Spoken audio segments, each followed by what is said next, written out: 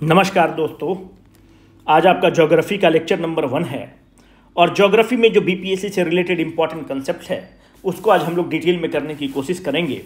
Geography थोड़ा सा कठिन टॉपिक में काउंट किया जाता है, पर कोशिश हम लोगों का ये रहेगा कि आपके लिए बहुत ही इसको आसान बना दे, चवन्नी भर का बना दे। बाकी जो भी सुझाव होगा उसको आप जरूर दीजिएगा। देखो, जब भी ज्योग्राफी को हम लोग रीड कर रहे हैं तो ज्योग्राफी का मतलब क्या है। ज्योग्राफी को आप देखोगे तो ये 2 वर्ड से बना है। एक वर्ड है जियो और दूसरा वर्ड है ग्राफीन। 2 वर्ड से बना है ज्योग्राफी। एक वर्ड है जियो, दूसरा वर्ड है ग्राफीन। अगर आप जियो का मतलब देखोगे कि जियो का मतलब क्या होता है, तो जियो का मतलब मेरी जान अर्थ होता है। ठीक है, ग्रीक भाषा में जियो का मतलब अर्थ है। अगर मेरी जान तुम देखना चाहते हो कि ग्राफीन का मतलब क्या होता है, तो ग्राफीन का मतलब डिस्क्रिप्शन होता है। तो इतना तो संधि विच्छेद के बाद आपको स्पष्ट हो गया होगा कि geography is nothing but geography is the study of the अर्थ। तब आप बोलेंगे कि ज्योग्राफी स्टडी ऑफ द अर्थ है या डिस्क्रिप्शन ऑफ द अर्थ है, तो बाकी चीज क्यों पढ़ाते हो। तो जो भी चीजें अर्थ से रिलेटेड है वही ज्योग्राफी है।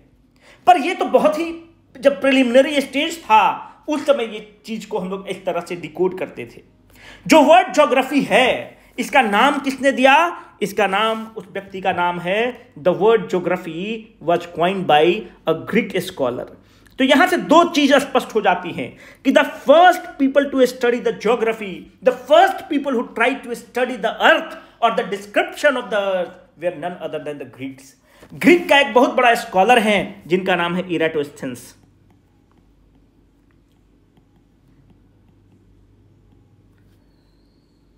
इराटोस्थेनेस जो है, यही जो है, he coins the word geography, यही ज्योग्राफी वर्ड को क्वाइन करते हैं and hence he is often called as the father of geography. ठीक है, तो अगर एग्जाम में क्वेश्चन आता है कि पहला स्टडी ज्योग्राफी का कौन करता है, तो Greeks were the first to study the geography my dear friends. क्योंकि इराटोस्थेनेस का नाम आ गया तो यहां पर मेरा नैतिक जिम्मेवारी है कि और भी कुछ आप लोगों को नाम बता दें। जैसे अगर आपने बिहार ज्योग्राफी पढ़ा होगा तो बिहार ज्योग्राफी के समय हमने आपको 2-3 चीज बताया था कि अर्थ कब बनता है। उसमें हम आपको प्लायोसीन इपोक की जिक्र करते हैं, आप उसमें होलोसीन का बात करते हैं। आप अगर नहीं पढ़े तो जाकर पढ़ लीजिएगा। प्लायोसीन इपोक, होलोसीन इपोक, जो इपोक है मतलब जो अर्थ का इवोल्यूशन हुआ है। अर्थ का इवोल्यूशन 1-2 साल में तो हुआ नहीं है, अर्थ का इवोल्यूशन मिलियन ऑफ साल में हुआ है। The evolution, the first to study the epoch of the earth, जो इवोल्यूशन ऑफ द अर्थ है, जो उसको हम और आप इपोक के रूप में, जैसे हम और आप कैसे करते हैं, साल के रूप में अपना समय गिनते हैं, क्योंकि हम लोग मैक्सिमम कितना साल रह पाते हैं, 100 साल के आसपास रहते हैं। पर जो अर्थ का इवोल्यूशन है, अर्थ की उत्पत्ति है, अर्थ का जो ट्रैजेक्टरी ऑफ द लाइफ है, that is in the million of years and that is studied in the form of the epoch. जब आप उसको 1 इपोक, 2 इपोक, 3 इपोक, 4 इपोक करके स्टडी करते हैं, and the first person to study that was none other than Buffon. तो ये भी एक बहुत बड़े ज्योग्राफी से रिलेटेड बड़ा नाम है जिसके बारे में आपको पता होना चाहिए। क्योंकि एक चीज स्पष्ट हो गया कि geography is nothing but it is related to the study of the earth और the description of the earth. तो ये हम लोगों का नैतिक जिम्मेवारी है कि अर्थ के बारे में थोड़ा सा जानकारी इकट्ठा कर लिया जाए। यही सही तरीका होगा। मेरे दोस्त ध्यान देखो, अर्थ कैसा है, अर्थ क्या है, कैसा है? Earth is round in shape. ऐसा ही तो अर्थ है, पर अर्थ राउंड इन शेप है, यह बात कौन कहता है? एरिस्टोटल कहते हैं कि अर्थ जो है राउंड इन शेप है। पर जब समय कालांतर, जब समय बीतता है, तब हम लोग ये पाते हैं कि अगर कोई बॉडी स्फेरिकल है, राउंड है, तो 7वीं 8वीं क्लास में तो तुम पढ़े होगे कि अगर कोई बॉडी का ये सेंटर है और अगर कोई बॉडी स्फेरिकल है या राउंड है, तो ये जो डिस्टेंस होता है इसको तुम आर कहते हो। जब आप इसको आर कहते हो तो ये भी आर है, तो ये भी रेडियस है, ये भी रेडियस है। तो अगर कोई बॉडी स्फेरिकल है, इसका मतलब कि ए बी जो डिस्टेंस है वही डिस्टेंस सी डी के बराबर होगा। यही बात एरिस्टोटल कह रहे हैं कि वो राउंड इन शेप है।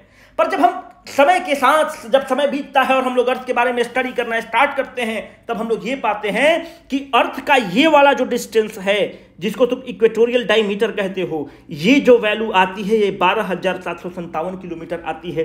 कोई कोई किताब 12,756 किलोमीटर भी दिया रहता है, आप उसके लिए परेशान मत रहिए। पर जो सीडी डिस्टेंस है ये जो वैल्यू है that is called as the polar diameter. जो पोलर डायमीटर है, the polar diameter of the earth is 12,714 kilometre. अगर अर्थ स्फेरिकल होता, अगर अर्थ राउंड होता तो पोलर डायमीटर और इक्वेटोरियल डायमीटर बराबर होता। क्योंकि पोलर डायमीटर और इक्वेटोरियल डायमीटर बराबर नहीं है, इसका मतलब कि अर्थ स्फेरिकल शेप नहीं है। जब अर्थ स्फेरिकल शेप नहीं है तो अर्थ कैसा है? The first person to say that Earth was round in shape was none other than Aristotle। पर ये जो कंसेप्ट है बाद में कालांतर में ये कंसेप्ट तो गलत सिद्ध हो जाता है। ये इसलिए सिद्ध होता है कि अगर राउंड होता तो ये जो डिस्टेंस है सीधी, बार बार तुमको चाट रहे हैं, हम भी चट रहे हैं, ध्यान से सुनना, 12,000 दोनों बराबर होता, पर दोनों डिस्टेंस अलग है। इसका मतलब कि अर्थ का जो शेप है वह राउंड शेप नहीं है। तो फिर आप बोले कि अर्थ का शेप सर्कुलर है, बिल्कुल सर्कुलर हो गया। अर्थ का शेप कैसा है? It is more like an elliptical. अगर ऐसा सोचते हो तो सल्फास खा लो। अर्थ कैसा है? अर्थ शेप्ड है। अब आपको लगा कि गजब तुम चाटे यार, मतलब अर्थ कैसा है? तो अर्थ शेप्ड है। जैसे देखो, अगर तुम्हारी गर्लफ्रेंड बहुत सुंदर है, तुम उसको बोलो कि तुम दीपिका टाइप की लगती हो। अगर साधारण होगी तो बोलेगी oh my God मंचकिन, you made my day. पर अगर खुददार लड़की है तो तुमसे नाराज हो जाओगे। अगर तुम मानते हैं, तुम गाना गा रहे हो कि शिल्पा सा फिगर बेहोशी अदा, नाराज हो जाएगी। क्यों? क्योंकि जो लड़की है या लड़का है वह कैसा है? वह खुद रंग है। अरे तुम क्या दीपिका पादुकोण के साथ तुम हमको कंपेयर कर रहे हो? भाई हम खुद रंग हैं।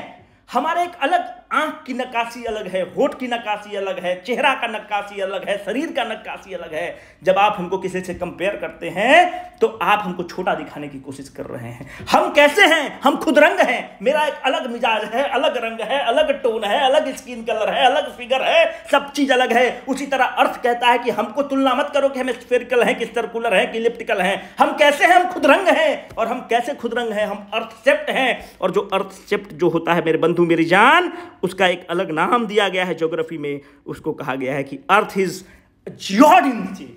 अगर आपसे क्वेश्चन पूछता है कि earth is spherical in shape, it is wrong. Earth is elliptical in shape, it is wrong. Earth is circular in shape, it is wrong. Earth is earth shaped and earth is geoid in the nature. The shape of the earth is geoid. And my dear friends, from here comes the word geodesy. यहां से एक word आता है जियोडसी। अब देखो, अच्छा पूरा लिख लेते ना। अर्थ का कैसा शेप है? जियोडसी। एक स्टडी होता है geodesy. Geodesy is nothing but it is an attempt to determine. Let me write it for you. It is, एक और वर्ड बताओ जो जियो से रिलेटेड है। इट इज एन, अभी तक सोचो, it is an attempt to determine the shape and the size of the earth. कैसे डिटरमाइन करोगे shape and the size of the earth? Shape and size of earth कैसे determine करोगे? ये जो हम 12,757 किलोमीटर डिटरमाइन कर दिए, कैसे डिटरमाइन कर दिए? थ्रू बाय सर्वे। हम सर्वे कर सकते हैं, बाय मैथमेटिकल कैलकुलेशंस कर सकते हैं, डिफरेंट मॉडल बना सकते हैं। उसको हम डिफरेंट कंप्यूटर मॉडल आता है, कैड के डिजाइन के थ्रू कर सकते हैं, कैम के डिजाइन के थ्रू कर सकते हैं। मैथमेटिकल मॉडल, कंप्यूटर मॉडल्स, इसके थ्रू हम अर्थ के शेप को डिटरमाइन करते हैं, अर्थ के कैरेक्टरिस्टिक फीचर को डिटरमाइन करते हैं। This is nothing but the जियोडसी।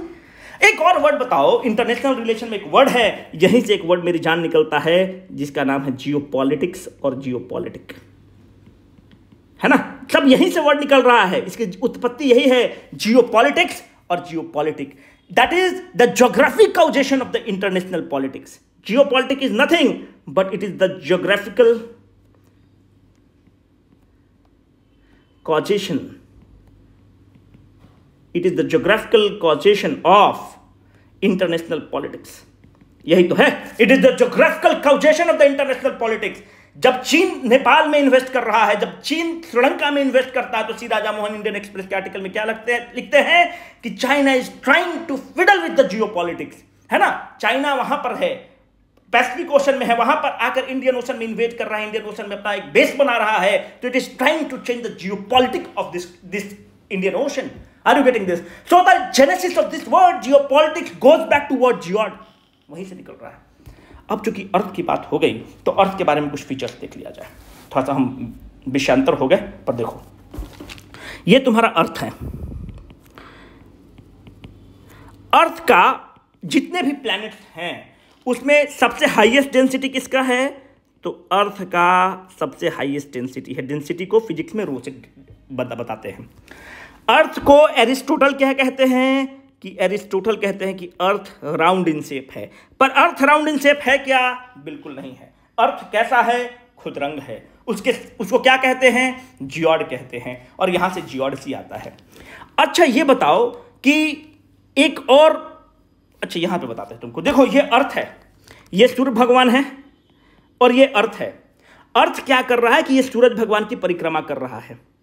जब सूरज भगवान की परिक्रमा अर्थ कर रहा है, पर साथ साथ अपना परिक्रमा भी करता है, अर्थ अपने भी रिवॉल्व करता है, मतलब अर्थ अपने भी रोटेट करता है और सूर्य भगवान की तरफ परिक्रमा भी करता है। मतलब अर्थ क्या कर रहा है? अर्थ रोटेशन भी करता है, अपने एक्सिस पर अर्थ रोटेशन कर रहा है, घूम रहा है, और अर्थ सूरज भगवान के तरफ क्या कर रहा है? परिक्रमा भी कर रहा है, मतलब उनकी परिक्रमा करता है। जब अर्थ एक बार अपने एक्सिस पर, अर्थ यहां से अपने ही एक्सिस पर घूम गया, एक बार इस एक्सिस इस पॉइंट के अबाउट अर्थ घूम रहा है, अर्थ रोटेट भी कर रहा है और अर्थ सूरज भगवान की परिक्रमा भी कर रहा है। जो रोटेशन ऑफ द अर्थ होता है, यह आपके डे एंड नाइट को डिटरमाइन करता है। यह सुबह होगा कि शाम होगा, उसको डिटरमाइन करता है। जो अर्थ सूर्य भगवान की परिक्रमा करता है, वह जो है आपके ईयर को डिटरमाइन करता है कि आपका साल कैसे होगा। मतलब 365 दिन में सूर्य भगवान का एक परिक्रमा अर्थ करता है। मेरे बंधु, यहां पर 2-3 चीज आता है कि पहले यह बताओ कि जो अर्थ है इसका पाथ कैसा है। तो अर्थ का पाथ इलिप्टिकल है। तो आपके जहन में पहला क्वेश्चन आना चाहिए कि ये जो तुम बात बोल रहे हो कि अर्थ का पाथ इलिप्टिकल है, हम बोलेंगे कि सर्कुलर है। तुम्हारे पास क्या साक्ष्य है कि अर्थ इलिप्टिकल है? तुम कैसे बोल रहे हो कि अर्थ इलिप्टिकल है? तो देखो, अर्थ इलिप्टिकल हम नहीं कह रहे हैं, कि मेरा क्या औकात भाई, हम कैसे कह रहे हैं कि अर्थ इलिप्टिकल है? अर्थ इलिप्टिकल है, यह केपलर का एक कानून होता है, द केपलर का नियम है, जिसको first law of the Kepler planetary motion कहते हो। केपलर का नियम कहता है, केपलर डिटरमाइन करते हैं कि जितने भी प्लैनेट हैं वह सूर्य भगवान की परिक्रमा इलिप्टिकल पाथ में करते हैं। It revolves in an elliptical direction, not in a circular direction. दूसरा बात यह है कि पहले लोग मानते थे कि सूर्य अर्थ की परिक्रमा करता है, पर एक बहुत बड़े विद्वान हुए जिनका नाम है कॉपरनिकस। कॉपरनिकस ने पहली बार यह कहा कि जो प्लैनेट हैं वो सूर्य भगवान की परिक्रमा करते हैं, सूर्य प्लैनेट की परिक्रमा नहीं करता है। द फर्स्ट पर्सन जिसने डिटरमाइन किया उसका नाम है कॉपरनिकस। ये बताओ, जो सूर्य भगवान की जो परिक्रमा अर्थ करता है वह कितने दिन में कर देता है? 365 दिन में कर देता है ना? अगर ऐसा सोचते हो तो मेरी जान गलत सोचते हो। जो सूर्य भगवान की परिक्रमा है, अर्थ 365 दिन प्लस 1/4 डे, मतलब 0.25 दिन में करता है। समझ रहे बात को? मतलब 365.25 डे में सूर्य भगवान की परिक्रमा करता है, पर हम लोग मोटा मोटी जो होता है उसको राउंड फिगर में 365 दिन जोड़ लेते हैं। तो ये बताओ कि पहला साल, दूसरा साल, तीसरा साल, चौथा साल, 0.25 × 4 करोगे तो कितना हो गया? 1 दिन हो गया। तो यहीं से तुमको निकल के आता है कि लीप ईयर कितने दिन का होता है? 366 दिन का होता है। तो यहीं से निकल के आता है कि लीप ईयर में आप 1 दिन जोड़ देते हैं। This is all because the earth takes 365.25 days to revolve around the sun. जो अर्थ रिवॉल्व करता है, जो 365.25 डेज में रिवॉल्व करता है, तो कुछ स्पीड से घूमता होगा। जो स्पीड है वह 29.8 किलोमीटर पर सेकेंड की स्पीड से अर्थ सूर्य भगवान की परिक्रमा करता है। ये तो केपलर का पहला नियम है। केपलर का पहला नियम क्या कह रहा है कि सूर्य भगवान की परिक्रमा जितने भी प्लैनेट्स हैं वो किस तरह कर रहे हैं? वह इलिप्टिकल पाथ में कर रहे हैं। जो अर्थ है किस तरह से रिवॉल्व करता है? अर्थ हमेशा वेस्ट टू ईस्ट रिवॉल्व करता है। ध्यान से देखना, और ये पूरे ज्योग्राफी का सार है। अर्थ कैसे घूम रहा है इसको एकदम हाईलाइट कर लो और नोट्स में एकदम हाईलाइट कर लो कि अर्थ वेस्ट टू ईस्ट घूमता है। अर्थ वेस्ट टू ईस्ट घूमता है, तो इसका मतलब हो गया कि सारे प्लैनेट वेस्ट टू ईस्ट घूमते होंगे। मतलब सारा प्लैनेट, देखो कोई भी लाइन खींचना ज्योग्राफी में, याद रखना ये लाइन है तुम्हारा, इस लाइन के दाहिने तरफ जो राइट वाला पार्ट होता है वो ईस्ट होता है, और इस लाइन के ये वाला पार्ट जो होगा वेस्ट होगा। किसी भी डायरेक्शन, किसी भी पॉइंट के दाहिने वाला पार्ट ईस्ट होगा, बाएं वाला पार्ट वेस्ट होगा। तो इसका मतलब कि जितने प्लैनेट हैं वो भी सूर्य भगवान की परिक्रमा वेस्ट टू ईस्ट करते होंगे, मतलब वेस्ट टू ईस्ट रोटेट करते होंगे? बिल्कुल भी नहीं। इसके 2 अपवाद हैं, एक है यूरेनस और दूसरा है वेनस। ये दोनों जो हैं ये कैसे रोटेट करते हैं? They rotate from east to the west. ठीक है, they rotate from the east to the west. यहां से हमको 2-3 चीज याद आ गया, क्योंकि वेनस का जिक्र आ गया तो हमको ये बताओ, वेनस के बारे में कुछ हमको बता दो। वेनस को अर्थ का ट्विन कहा जाता है। Venus is often called as earth twin. तो ये बताओ कि हम बोलते हैं कि ट्विन मतलब क्या होता है? जुड़वा। हम बोलते हैं ना कि दोनों जुड़वा है। अगर मानते हैं कि सोचो एक लड़की को कितना दिक्कत हो सकता है, शादी हुआ और मतलब देवर भी जुड़वा है और आपका दुल्हा भी जुड़वा है, तो भाई पहचानने में दिक्कत हो जाएगा। तो उसी तरह से अर्थ ट्विन का मतलब क्या होता है कि जो वेनस है इसका अगर आप कंपोजिशन देखोगे तो अर्थ से मिलता जुलता है, अगर आप इसका मास देखोगे तो अर्थ से मिलता जुलता है, अगर आप इसका साइज भी देखोगे तो अर्थ से मिलता जुलता है। इसलिए Venus is often called as the earth twin. अब हमको एक चीज, चूंकि अब अर्थ की बात आ गई, तो हमको ये बताओ कि अर्थ के पास एक चंद्रमा है ना? चांद सी महबूबा हो मेरी कब ऐसा मैंने सोचा था। सुंदरता का प्रतीक है भी चंद्रयान, उसके ऊपर जाकर अपना छाप छोड़ेगा। तो ये मून कैसे बन गया? देखो, मून का जो कंसेप्ट है उसका एक कंसेप्ट की उत्पत्ति है, उसका नाम है बिग स्प्लैट थ्योरी, है ना? ये देखो, यही सब जानना जरूरी है, क्योंकि ज्योग्राफी इज नॉट अबाउट खाली लैटिट्यूड और लॉन्गिट्यूड रट के चले गए, उससे मजा ही नहीं आएगा। बिग स्प्लैट थ्योरी है। हुआ क्या कि ये हमारा अर्थ है, अर्थ से पहले बहुत ही बड़ा एक ऑब्जेक्ट टकराता है। जो ऑब्जेक्ट टकराता है वह अर्थ के साइज के 1 से 3 गुना होता है, 1 to 3 टाइम्स। मतलब अगर अर्थ 10 किलो का है तो इसके ऊपर 30 किलो का एक ऑब्जेक्ट आकर मोटा मोटी टकराता है। जब 30 किलो का ऑब्जेक्ट टकराता है तो यहां पर अगर वो टकराया तो यहां से टकराने के बाद आप देखते होंगे कि अगर बहुत बड़ा कुछ बुलडोजर टाइप का सामान गिरता है धरती पर, तो यहां से इसका कुछ पार्ट को तोड़ा होगा, और कुछ पार्ट को तोड़ने के बाद ये पार्ट आसमान में उठा, आसमान में छोटे छोटे पार्ट के रूप में उठा। अर्थ के पास ग्रेविटी था, उनको कलेक्ट करके एक राउंड नीमा शेप स्ट्रक्चर बना देता है, और वही जो स्ट्रक्चर है उसको तुम कहते हो मून है। यही चांद मामा है तुम्हारे, है ना? तो जो मून की उत्पत्ति है वो किस थ्योरी से रिलेटेड है? Big splat theory. स्प्लैट मतलब क्या होता है? स्प्लिट करना। स्प्लिट मतलब splat is made from the word splash. अगर पानी में तुम पत्थर मारते हो तो पानी स्प्लैश करता है। पानी मतलब उसको क्या बोलते हैं? ऊपर आता है, मतलब है ना, छटकता है पानी, स्प्लैश करता है। उसी तरह से एक heavier object strike the earth, और वहां से स्प्लैशिंग होता है मटेरियल का। जब मटेरियल आसमान में जाता है, अर्थ अपने गुरुत्वाकर्षण बल से उसको पकड़ता है, और जो पकड़ता है उसी का नाम है मून। तो बिग स्प्लैट थ्योरी अगर एग्जाम में पूछ दे कि it is related to the उत्पत्ति of what, it is related to the उत्पत्ति ऑफ द मून। अगर आपसे बिग बैंग थ्योरी पूछ दे तो big bang theory is related to what, it is related to the उत्पत्ति ऑफ द यूनिवर्स। इसलिए यह बताना बहुत जरूरी था। यह पूरा अर्थ के बारे में जो हम आपको थोड़ा बहुत आइडिया दिए, इसके पीछे मेरा मुख्य मकसद यह था कि हम कंटेक्स्ट को सेट कर दे कि ज्योग्राफी जियो से रिलेटेड है। जियो मतलब अर्थ होता है, और ग्राफीन का मतलब क्या होता है? स्टडी होता है। इसलिए यह बताना मेरे लिए बहुत जरूरी है। चूंकि अब बात हो गई केपलर की, तो केपलर का आपके लिए अब हम होमवर्क देंगे।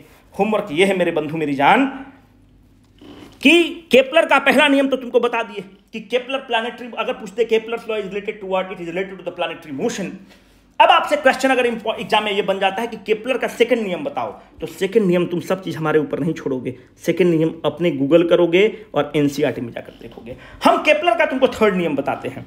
केपलर का थर्ड नियम बहुत इंपॉर्टेंट है। थर्ड नियम कहता है कि जो सूर्य भगवान की जो तुम परिक्रमा कर रहे हो, ये जो सूर्य भगवान की जो तुम परिक्रमा कर रहे हो, यही तुमको वक्त ले रहा है। इस परिक्रमा को करने में तुमको कितना समय लगा, टाइम पीरियड कितना लगा? 365 दिन। अभी तो तुमको बताए 365.25 डेज, पर 365 दिन हम मान रहे हैं। 365 दिन कब लग रहा है? जब सूर्य भगवान और चंद्रमा के बीच की दूरी आर है। ये जब दूरी है तो सूर्य भगवान की जो तुम परिक्रमा कर रहे हो, इसी रेडियस में तो परिक्रमा कर रहे हो भाई, तो इस रेडियस में जब तुम परिक्रमा कर रहे हो तो तुमको 365 दिन लग रहा है। केपलर ने एक सिद्धांत दे दिया, कहा कि जो टाइम पीरियड लगता है it is directly proportional to, time period का स्क्वायर जो है directly proportional to R cube होता है। अब तुम हमसे पूछोगे ये फॉर्मूला कैसे निकला? हमारे कोई काम करना है, फॉर्मूला है, याद रखना कि T square is directly proportional to the R cube. ये केपलर का नियम कहता है। अगर तुम बोलोगे तो हम डिराइव कर देंगे, but that is out of the, मतलब कोई जरूरत नहीं है, 12वीं में तो डिराइव किए ही होगे। अगर अभियंता हो तब तो किए ही होगे, अगर नहीं किए हो तब तो फिर बड़ा दिक्कत है। T square is directly proportional to R cube. जब हम ऐसा कहते हैं, अगर कोई चीज के बारे में हम बोलते हैं कि T is directly proportional to R, इसका मतलब होता है कि अगर टाइम पीरियड बढ़ा तो रेडियस भी बढ़ेगा, अगर रेडियस बढ़ा तो टाइम पीरियड भी बढ़ेगा। अगर हम ये बोलते हैं कि T is inversely proportional to the R, इसका मतलब कि अगर आर बढ़ा तो टाइम पीरियड घटेगा, यही इसका मतलब होता है। तो अगर ऐसा कंसेप्ट हो गया कि T square is directly proportional to the R cube, इसका मतलब क्या हो गया, आर रेडियस है। अब हम तुमको बोलते हैं, इसका मतलब ये हो गया कि टी, अगर मानते हैं कि अभी अर्थ का R1 है, मतलब T1 स्क्वायर, T1 मतलब क्या होता है कि जब अर्थ का डिस्टेंस अभी जो फिक्स है 365 दिन पर हो रहा है टाइम पीरियड, तो अर्थ की दूरी R1 है। तो यहां पर हो रहा है कि T1 square is directly proportional to the R1 cube. हम बोल रहे हैं तुमको कि ये बताओ कि अगर जो अभी R1 डिस्टेंस है सूर्य और अर्थ के बीच में, इसको तुम घटा के R1/2 कर देते हो, मतलब कि मानते हैं कि अगर R1 10 किलोमीटर है, तो हम बोल रहे हैं कि ये जो सन और अर्थ की जो दूरी है, इसको तुम घटा के अर्थ को तुम यहां लेके आगे आधा डिस्टेंस कर दी, तब क्या होगा, तब टाइम पीरियड पर क्या असर होगा। तो हम बोल रहे हैं कि R1/2 हो जाएगा, तब तुम बताओ कि टाइम पीरियड T2 कितना होगा, what will be the value of the T2। देखो, अगर ऐसा डायरेक्ट रिलेशन होता है तो इसको कहते हैं कि T1 square is directly proportional to the R1 cube. उसी तरह से T2 स्क्वायर, जो सेकंड वाला टाइम पीरियड निकालोगे, directly proportional to the R2 cube. अब ये इक्वेशन तुम्हारा 1 है, ये इक्वेशन तुम्हारा 2 है, डिवाइड इक्वेशन 1 बाई इक्वेशन 2, तुम दोनों को भाग दे दो। जब भाग दोगे तो यहां पर क्या हो जाएगा, T1 square by T2 square is equal to R1 cube by R2 cube, यही तो हो जाएगा, is equal to R1 cube by R2 क्या है, हम कहें कि अधिया हो जा रहा है। किसका अधिया हो रहा है, R1 का अधिया हो रहा है। तो इसको तुम क्या लिख दोगे, R1/2 का होल क्यूब। मेरे बंधु मेरी जान, अगर हम इंजीनियर हैं, हम लोग के लिए तो शर्म ही की बात है कि ऐसे ऐसे करके बताना तुमको पड़ रहा है। R1 क्यूब बाई 2, 2 दूनी 4, 2 चौके 8, अब समझ में आया, 8 हो गया। T1 क्या है, T1 टाइम 365 दिन है, ऑलरेडी हमको पता है कि जब R1 डिस्टेंस होता है तो 365 होता है। तो मेरी बंधु मेरे जान, T1 स्क्वायर, और हमको निकालना है कि जब तुम आधा डिस्टेंस किए तब T2 की वैल्यू क्या होगी, T2 square is equal to R1 cube by R1 cube, ये दोनों कट गया और नीचे में 8 था। अगर ऐसा रहे तो ये 8 ऊपर चला जाता है। इतना तो सीखे होगे, अगर इतना नहीं सीखे हो तो हमको सल्फास खिला दो। T1 square by T2 square is equal to 8 हो गया। तो अब हम क्या करेंगे, हाँ, R1 कट गया, 2 दूनी 4 दूनी 8 हो गया। तो यहां से तुम्हारा क्या आ गया, T1 upon T2 is equal to √8। तो √8 का क्या मतलब हो गया, 2√2। 2√2 का मतलब हो गया, √2 का वैल्यू होता है 1.414। तो कितना हो गया, कर लेना, 2 चौके 2 एकम 2 कर देते हैं, 4 दूनी 8, 2 एकम 2, 4 दूनी 8, 2.828। अब बताओ T1 की वैल्यू कितनी है, 365 दिन तुमको पता है। अब मत आफत करना कि 365.25 ले लो, नहीं, हम नहीं लेंगे। तो देखो T1 365 दिन है, तो यहाँ पे डालो। इंजीनियर लोग थोड़ा सा धीरज रखो मेरे बंधु, है ना, क्योंकि सबको लेके चलना है। 2.828, तो यहाँ से T2 निकालो, तो T2 को दाहिने लेके चले जाओ, तो 365 भागा में 2.828 इज इक्वल टू T2, तो 2 तिया 6, तो कितना हो गया, 2 तिया 6, 2 चौके 8, तो 129 दिन के आसपास आ जाएगा, है ना, 129 दिन। अब देखो यहां से बहुत ही एक इंपॉर्टेंट निष्कर्ष निकल रहा है कि ये तुम्हारा सन था, ये तुम्हारा अर्थ था। ये सन और अर्थ का जब अभी की दूरी जो डिस्टेंस है, उसका अगर तुमने आधा कर दिया, अगर अर्थ को तुमने यहाँ पे ले लिया, तो तुम्हारा साल का क्या असर होगा। पहले साल कितना दिन का होता था, 365 दिन का एक साल होता था। अगर तुमने डिस्टेंस को हाफ कर दिया तो साल कितने दिन का हो जाएगा, 129 दिन का हो जाएगा। इसको कैसे तुमने एक्सप्लेन किया, केपलर्स लॉ से एक्सप्लेन किया। ये हम लोगों का पहला लेक्चर हो गया, ठीक है। सेकंड लेक्चर में हम लोग देशांत क्या बोलते हैं, देशांतर और अक्षांश पढ़ेंगे, ठीक है। अक्षांश और देशांतर पढ़ेंगे, जिसको अंग्रेजी में लैटिट्यूड एंड लॉन्गिट्यूड बोलते हैं। वो हम लोग के लिए इंपॉर्टेंट है, फिर उसको कर लिया जाएगा और इस तरह से हम लोग प्रोसीड करते हैं। उम्मीद करते हैं कि आपको पसंद आया होगा, क्योंकि ये जो केपलर का नियम है, ये बहुत ही इंपॉर्टेंट नियम है, याद रखना। बीपीएससी खूब पूछता है, इसलिए बता दिए, है ना। बाकी इसको स्किप कर सकते थे, पर बहुत इंपॉर्टेंट है। केपलर का सिद्धांत खूब पूछता है, इसलिए तैयार रहना। Signing off for the day.